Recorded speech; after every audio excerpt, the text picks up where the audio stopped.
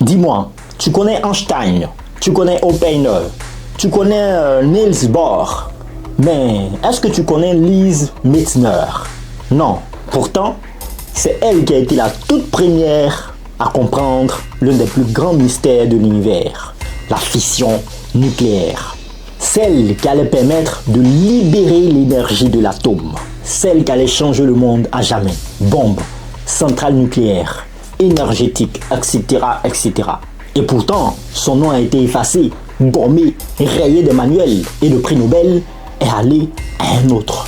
Cette vidéo répare une injustice et raconte l'histoire de la femme que la science a oubliée.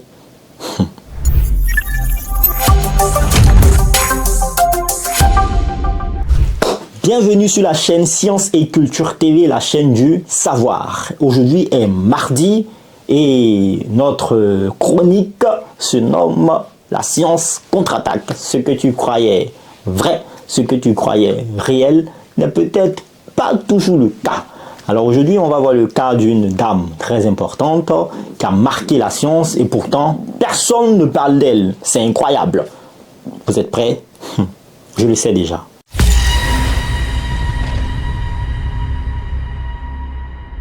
Lise Meitner naît en 1878 à Vienne.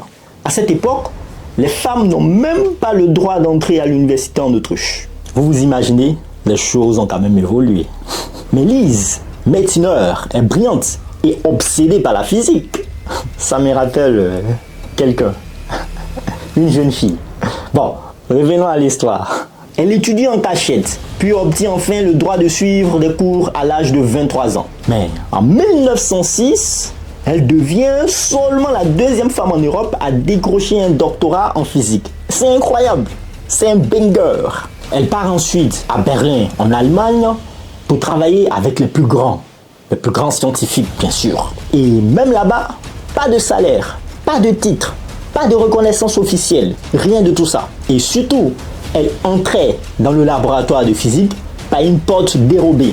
Parce qu'à cette époque, les femmes n'avaient pas le droit à entrer dans les laboratoires. Et dans certains bâtiments. Vous avez compris?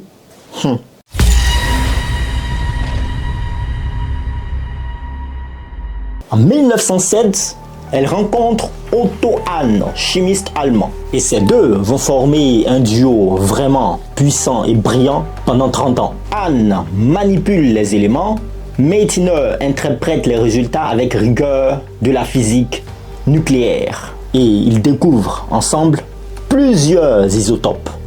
Oui. Ils travaillent main à main sur l'uranium, le thorium et le radium. Mais arrive l'année 1938, les nazis prennent le pouvoir. Meitner, qui est juive, est forcée de fuir l'Allemagne. Bon, elle n'avait pas trop le choix, vous savez. Elle se réfugie en Suède dans des conditions précaires. Et c'est là, pendant qu'elle est isolée, elle reçoit une lettre de Hahn. Vous vous rappelez?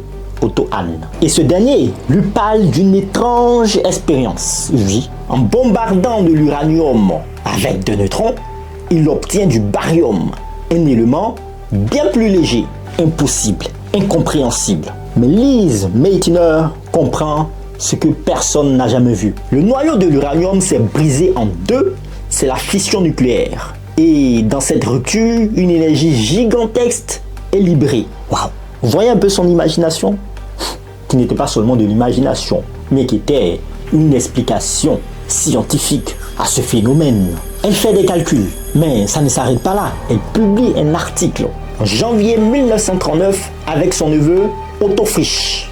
Ensemble, ils viennent de démontrer l'existence de la fission nucléaire.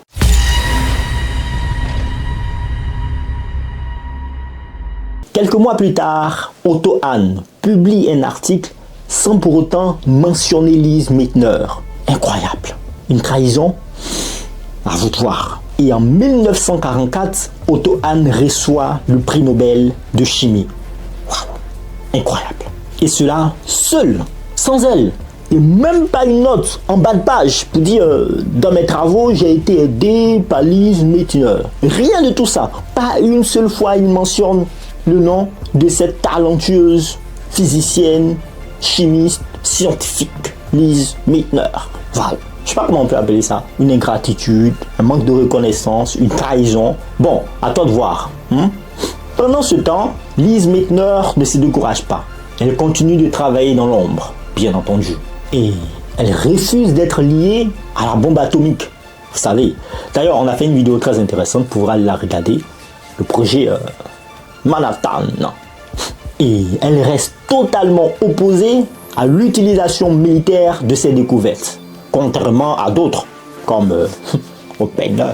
Einstein même dira d'elle, elle est notre Madame Curie allemande. Mais dans les faits, on a oublié son nom. Ah, le fameux Einstein. Mais si tu savais qu'on avait oublié son nom, ben il suffisait de le mentionner. Bon, je sais pas d'ailleurs s'il a fait lui aussi. Mais au moins il a dit quelque chose d'important.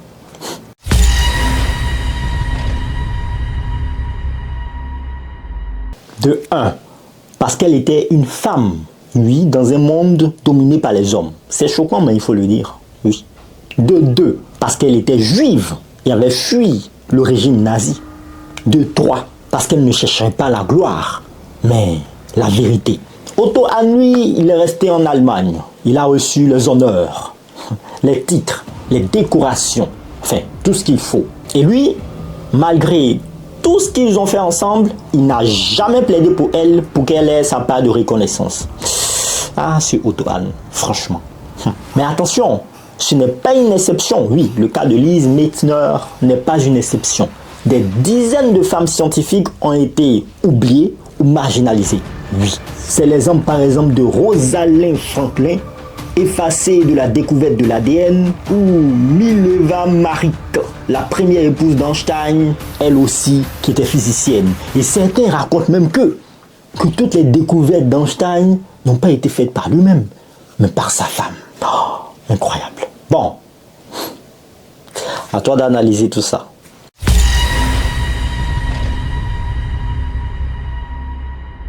En fait, il faut savoir que Lise Meitner n'a pas seulement aidé Otto Hahn. Non, pas seulement. Elle a en fait compris la mécanique fondamentale de la fission nucléaire. Elle a expliqué ce que les expériences de Hahn ne faisaient que constater. Et surtout, elle a montré que l'énergie de l'atome pouvait changer l'histoire de l'humanité. Grâce à elle, on a compris comment fonctionne la bombe nucléaire, on a pu développer la médecine nucléaire, et les centrales qui alimentent des millions de foyers aujourd'hui. Elle a été nommée 48 fois prix Nobel sans jamais le recevoir.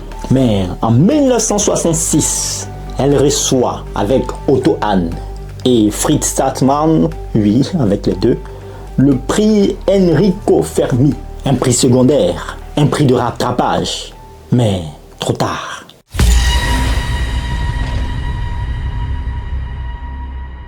Lise Meitner est morte en 1968 et sur sa tombe, on peut lire ceci. Une physicienne qui n'a jamais perdu son humanité. Si tu ne la connaissais pas avant cette vidéo, je ne t'en veux pas. Ce n'est pas de ta faute, non. C'est plutôt celle d'un système qui efface les femmes scientifiques de l'histoire de la science. Mais bonne nouvelle, maintenant tu sais. Et la prochaine fois qu'on te parle de la bombe, de l'énergie nucléaire, de la fission nucléaire, rappelle-toi d'un nom, Lise Meitner, la femme qui a compris l'atome et que l'histoire a voulu tout simplement oublier. Le savoir contre-attaque. J'espère que tu as aimé cet épisode. On se verra mardi prochain pour un prochain épisode du savoir contre-attaque. Portez-vous bien, faites le plein de savoir sur vous. Aimez pas.